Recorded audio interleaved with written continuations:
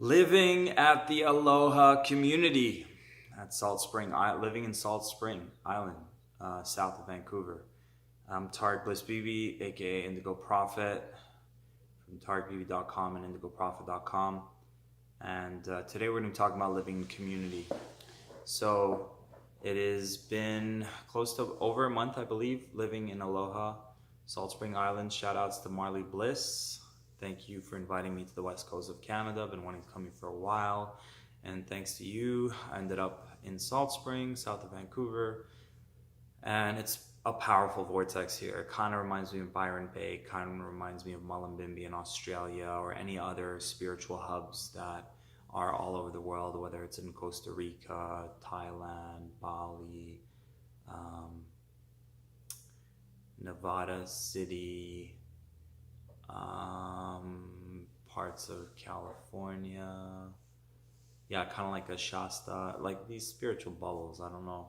Something about those places are really beautiful, just to see like-hearted people all around.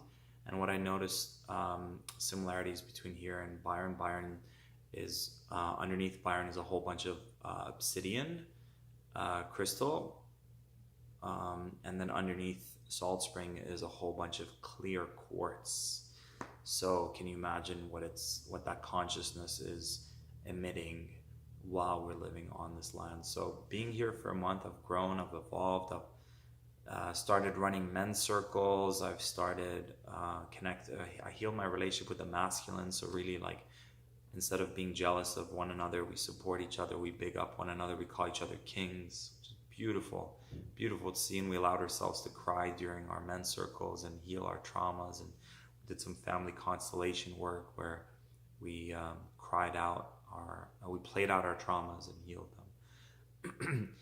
them. To be very vulnerable and transparent, I've been having some hard times. Some of my biggest traumas have been playing out in the sense of feelings of rejection. So beautiful things have happened, but I'm going to focus on just like this feeling of being too much for people, or bringing up stuff for people and feeling rejected. So I spoke about it last time, and the new thing that's coming up for me, actually, that I want to speak about is overdoing it, like over exerting myself.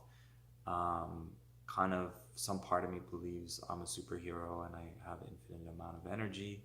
And Tuesdays are the days I do a lot of sessions, sometimes like 6 to 10 sessions in a row. And yeah, I overdid it. And then after that, I ran a men's circle. And after that, I was going to go partying and do. Very typical of an Aries or a fire sign. So just learning to slow down. I also realized since I've gotten here, I haven't had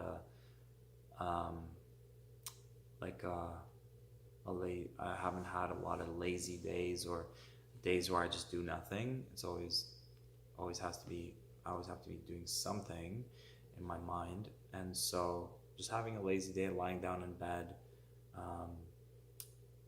feels needed right now, because I've pushed myself a little further than I needed to. So just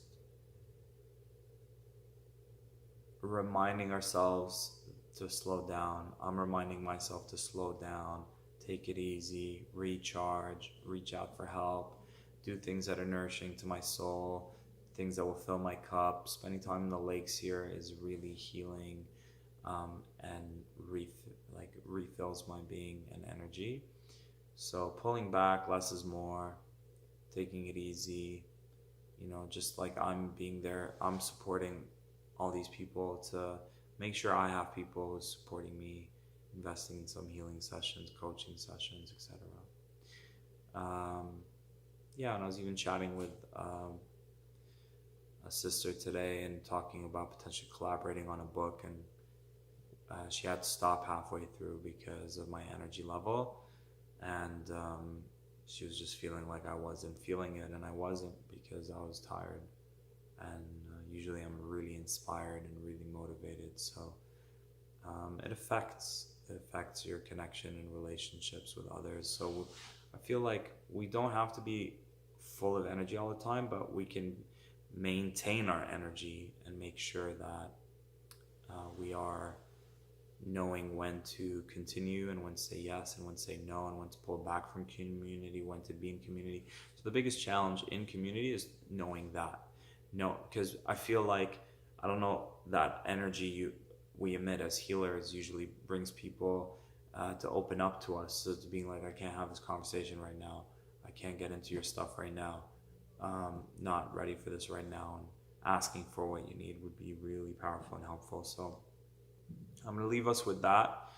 Reflect on that in your lives. How do you replenish your cup? How do you, because we want to be in community and connection, but we also want to be with ourselves. So how do you balance being with others and being with yourself? When do you know you're doing too much of this or too little of it? And how do you balance them out? I'd love to hear that. TarekBibi.com for free abundance healing, and IndigoProfit.com for a free music album. And I love you. I appreciate you. Thanks for being in my life. Keep thriving, doing what you love.